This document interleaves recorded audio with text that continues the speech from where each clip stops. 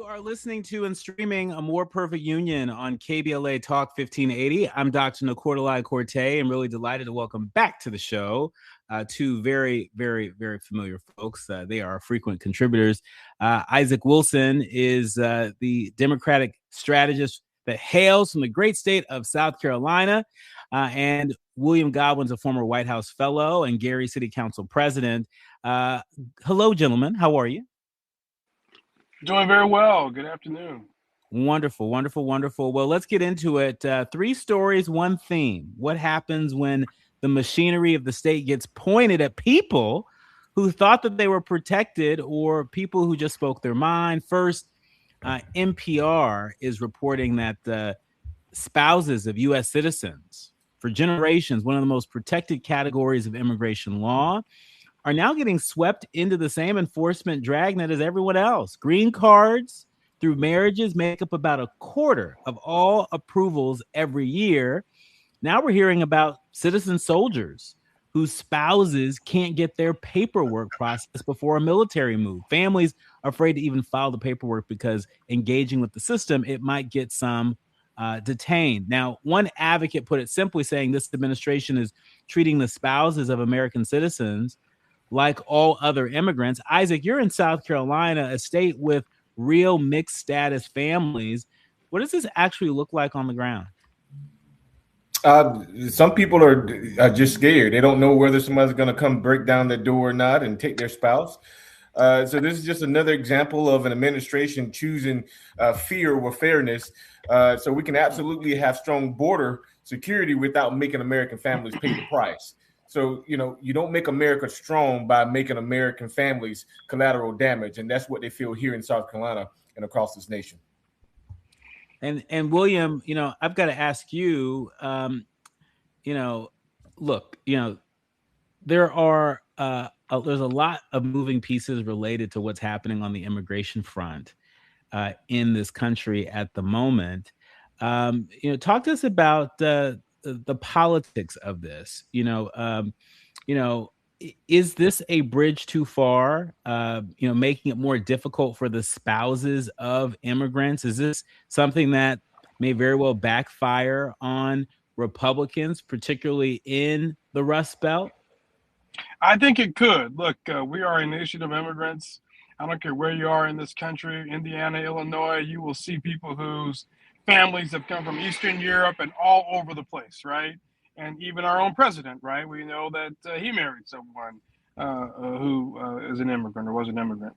And so I do think there's a backlash. I believe there's 250 or so thousand people every year that receive citizenship by virtue of being a spouse. And so it's not just them, right? It's cyclical. It's an ever expanding circle. Their families, their friends, their church members who will be affected by this. And so I think it will have some effect. I'm not sure it's going to be totally detrimental, right? It's still a small segment of the population, but I think it sends the wrong message for many people who may have been Trump supporters, but still believe in a fair pathway to immigration. I mean, Isaac, does this have the potential to animate voters on the ground? A lot of people are already talking about 2028. We know that South Carolina is the early primary state. And so how people feel about this across the country matters, but particularly for Democrats in places like South Carolina, where that may be the origin story of the next Democratic nominee if passes prologue. Families here, like I said, they're scared. You have a political political strategy from the Republican Party is to scare as many people as we can. And it is going to cause some havoc here. You might have families that are scared to go out and vote. You might have some families that are scared to even get involved in the political process because they don't know whether they're going to be snatched up from a grocery store or not and taken to somewhere, God knows where. So this is a tactic of the Trump administration, is a tactic of the Republican Party to scare as many people as you can, to put these to put as much scare tactics into these immigrant families to make them not want to be involved in the process. So it may work, but I hope it doesn't. But Democrats are going to have to get a message out that is going to ignite these immigrant families that have the power to vote here in this country to get them out. during the November election. I want to move on to this next story, and it's a heavy one. In downtown Memphis, early Sunday morning, National Guard troops deployed there since October as a part of Trump's federal task force. Well, they shot and killed a 20-year-old man named Tyron Johnson. And police say that Johnson was armed and fled on foot before, in their words, quotes, turning toward the guard soldiers. Now, the Tennessee Bureau of Investigation is now investigating this. This comes after a Tennessee judge tried to block the deployment last fall. An appeals court had overturned that injunction in April, I believe. And Memphis Police Department's own numbers show that violent crime was already falling before the guard ever arrived. And so, William, I've got to ask you, we've had this conversation before about what federal help in quotations, what that actually means when it lands in Black communities. Well, and it's a mixed review, right? I'm from Tennessee, know a lot of folks in Memphis and West Tennessee.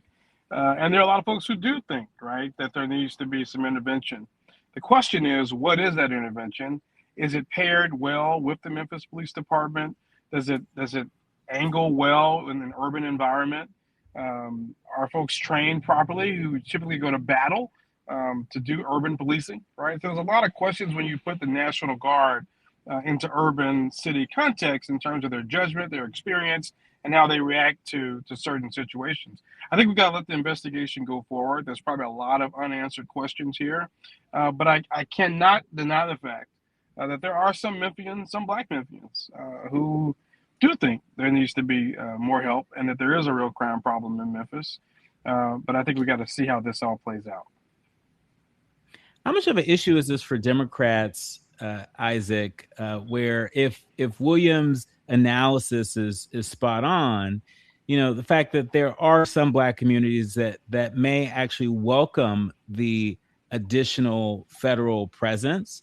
Every community wants to be safe, but we also want law enforcement to follow the law. And when they don't, we want them to be held accountable. And that's oftentimes where this balance comes up short. This is oftentimes where the gladiator mentality wins out against the guardian mentality. I think you're absolutely right. For history speaks to people that have been set in to protect African Americans in their communities hasn't always gone in our favor, right? It's always gone against us. And we see that year after year after year after year.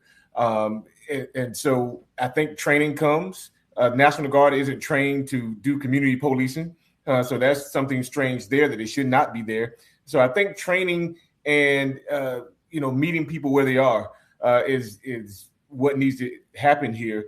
But Black people aren't really, we aren't really keen to people piling up in our cities with guns on the streets. It makes us a little nervous because that hasn't worked out well for us. Even when we're simply not doing anything, but the just slightest amount of aggression or the slightest amount of disagreement, we take it to the nth degree.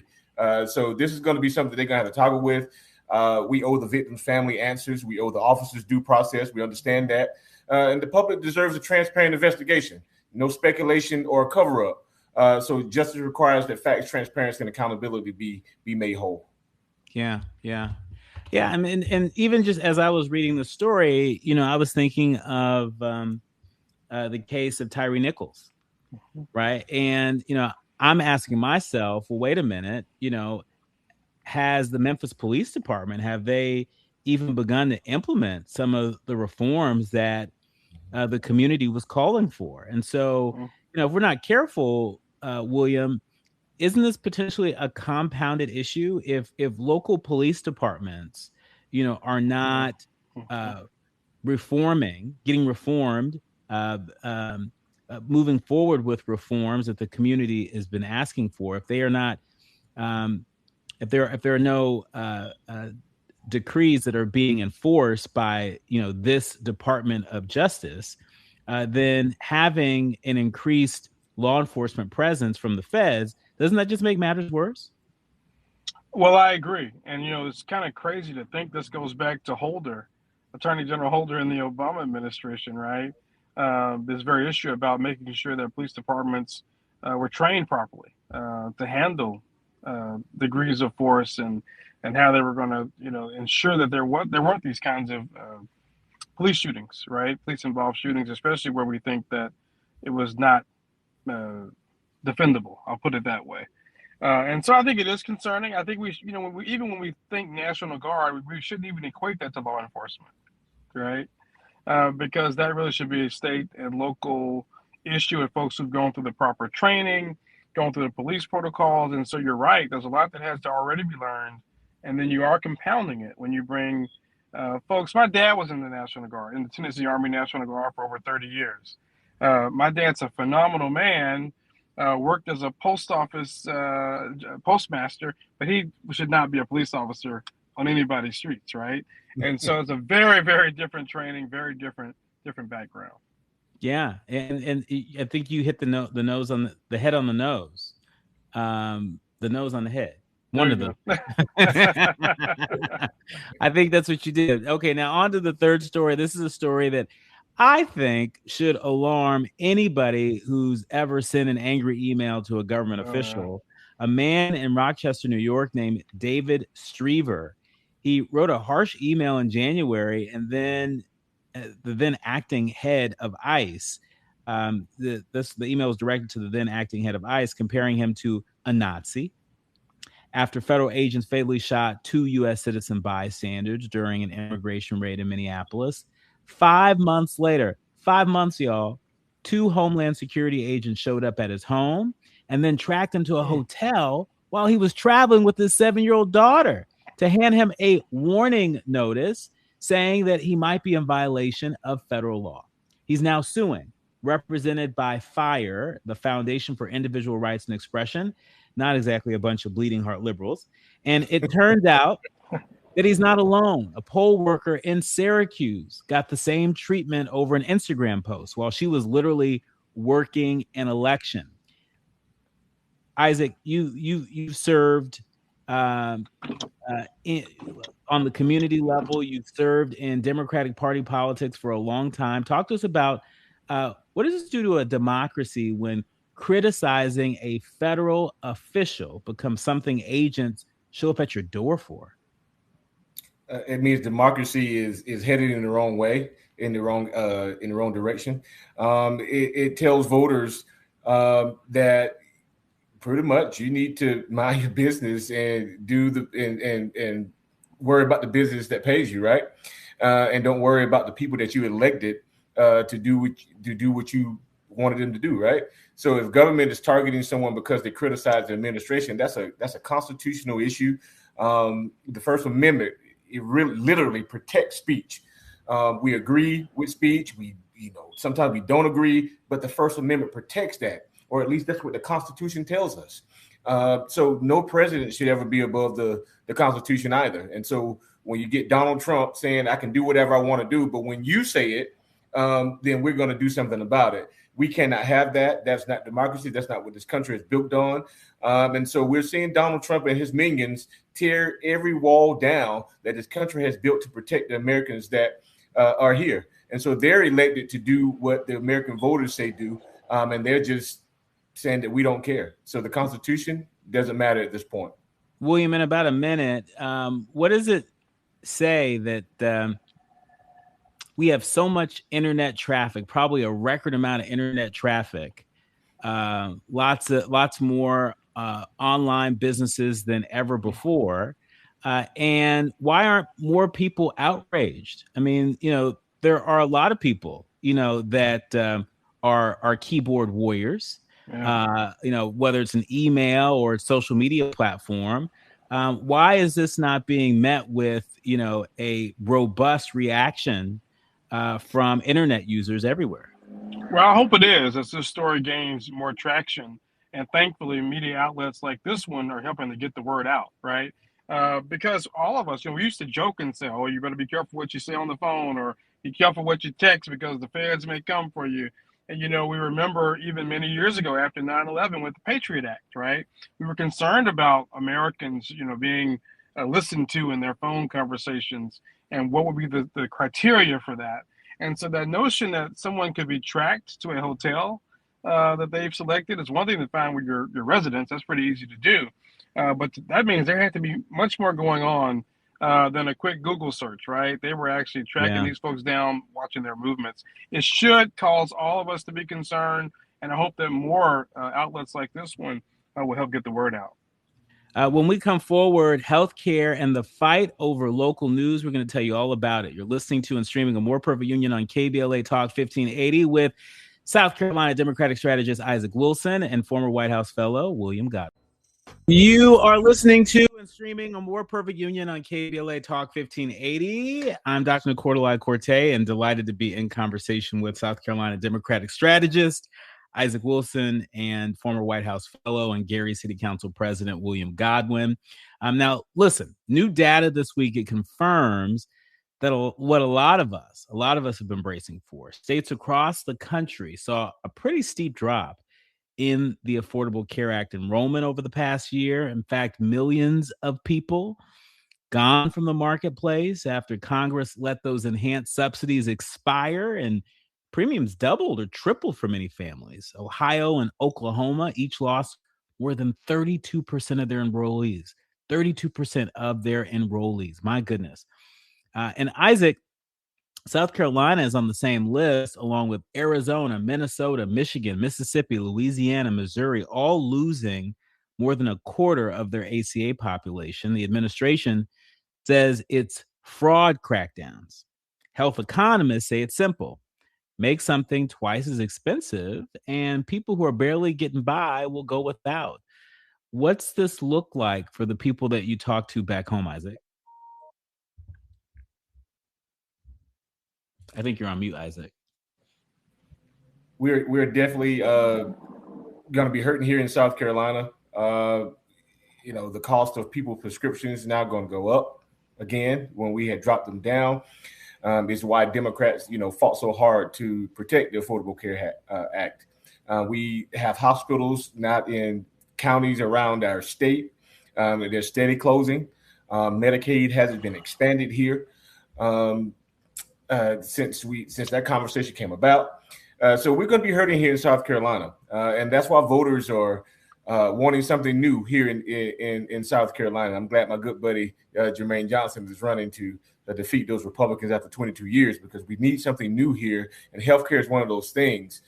So instead of making coverage harder to obtain, we should definitely be expanding the access for lower class people to have that access to healthcare and to medical facilities here in these rural areas. So it's definitely going to hurt us here. We got to keep fighting because these Republicans don't care about us having access to healthcare here. Isaac, I just want to follow up on Jermaine Johnson. And for folks across the country who may not be tracking this race as closely as they should, Jermaine is running for governor of South Carolina. And it's worth noting that during the primary, he was running against a billionaire. And what's so interesting from just the news I've been reading, Isaac, is that there were a lot of folks, including some Democratic standard bearers, that got off the Jermaine train and got on the billionaire's train, but the billionaire did not out-organize Jermaine. And so Jermaine Johnson is a very strong contender heading into November as a Democratic nominee for governor in South Carolina. Talk to us about how this issue, because we talk about healthcare election cycle after election cycle. Talk to us about how it's animating voters in South Carolina and what we can discern from that, if that same sentiment carries nationally. People want to talk about, kitchen table issues. It's hurting them in their pockets. Gas prices are high. The cost of prescriptions are high, and now they're going to skyrocket even more. And so people are talking about their everyday families. So this is not just an election thing for Jermaine Johnson. So people felt that when he sat at their kitchen table, when he went in their house, when he went down to rural Denmark, South Carolina, or rural Williston, where the billionaire tycoon was not going, because he thought that running ads would be the better option, or having a lot of money would be the better option. But he could not meet the moment where the people were, and it was their pockets. You got to talk where the people are. And Jermaine Johnson comes from that type of background where he saw his parents struggle, and he struggled to get where he is today. So when you can relate to people, people will come out and say, hey, we're looking for something new. And I think across this country, that's what we're seeing, progressive Democrats are winning these races because they're tired of the same old message that, oh, we got to get out to vote. Oh, we got to do this. No, they want something new and bold to say, hey, we're going to fight back against these Republicans who keep taking everything away from us. And they're not talking about kitchen table issues. And so Jermaine Johnson speaks to that, and it's going to resonate across this country in November as well. William, Indiana is not on that worst hit list, but the dynamic is national. To Isaac's point, when working people lose coverage, it doesn't stay contained in any one state.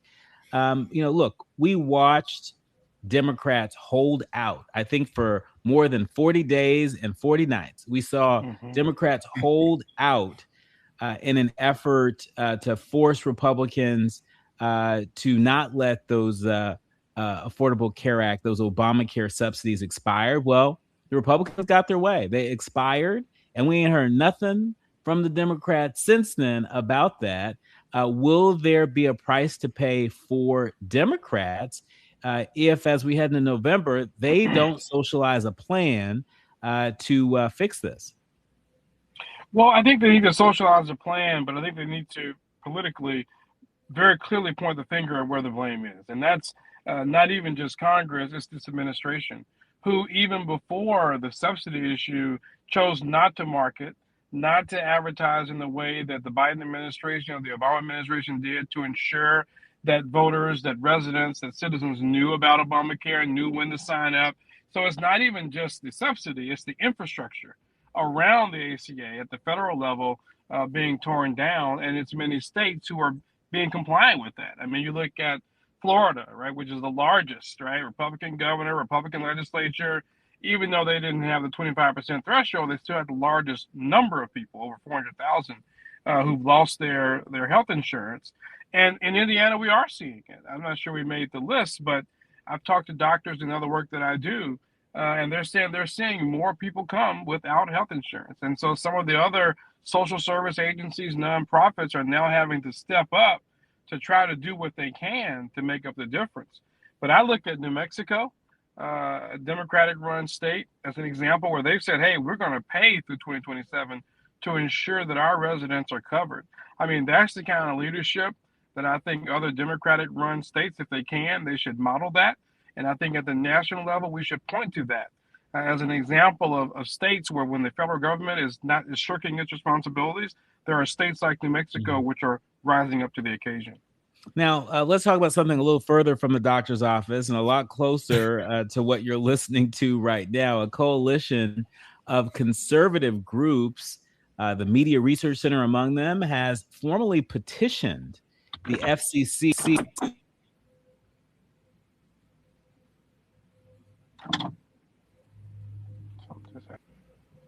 government can hold a was I muted the whole time? You were. We hear you now. The whole time you didn't hear nothing I said? We kept doing like this. Well, Lord. This is how you know we're live. This is exactly how you know we're live. I just said all that, you didn't hear me. Well, okay, so this is the skinny of it. We know that a coalition of conservative groups, they formally have petitioned the FCC to deny license renewals for all 8 ABC-owned television stations, accusing the network of political, racial, and sexual bias, and also alleging support for the Chinese Communist Party. This includes stations in markets like LA and New York, Chicago, and Houston. We know that ABC has called the whole process, quotes, unlawful, arbitrary, and unconstitutional. The FCC's lone Democrat, Commissioner Ana Gomez, has called it, quotes, naked political retribution. I was saying I wanted to just sort of sit with that because it's not abstract for a station like this one. When the government can hold a broadcast license hostage to punish coverage it doesn't like, that's not a media story. That's a democracy story. Mm-hmm. Isaac, how do you read it? The First Amendment doesn't, exist just for news organizations that politicians like, right? So Americans and not politicians should decide which news sources they trust. That shouldn't come from Donald Trump telling you that ABC News is bad or CBS is bad and only listen to Fox News or listen to this anchor. Democracy depends on an independent press that can ask tough questions. Like this one, we ask the tough questions, you get good answers. Ask the tough questions of every administration. So freedom of the press isn't a Democratic issue or a Republican issue. It's an American issue, and they should leave this alone and let the people do what they do in journalism and media. And if you're so, hot on your principles and hot on your policies, then let the people answer the questions and do what they do. You shouldn't have to hide behind something or try to stop them from doing what they do. William, as a former Black elected official, what's your worry when the machinery used against a legacy network like ABC today could just as easily be turned on independent Black-owned outlets tomorrow? And what we know is that now more than ever, Americans are consuming their news from non-traditional sources. And so when we know that it's not just the big networks that could be affected, but even smaller ones, this is a snowball effect, right? That could happen once you start coaching speech at any level, coaching the press. And so it is problematic. We do need to be able to hear from a diversity of voices, diversity of opinions. And I think the FCC is abusing its powers. And it's important that the nonprofit and other advocacy groups really stand up to this and litigate it to the fullest extent of the law. Well, from your mouth to God's ears. My goodness.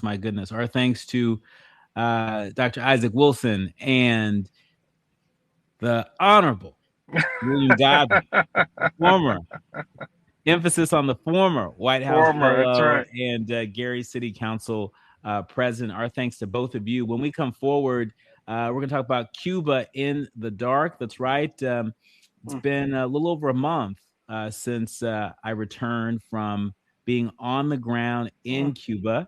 And we have not forgotten about the Cuban people, and we won't let you forget about them either. More on that when we come forward. You're listening to and streaming A More Perfect Union on KBLA Talk 1580.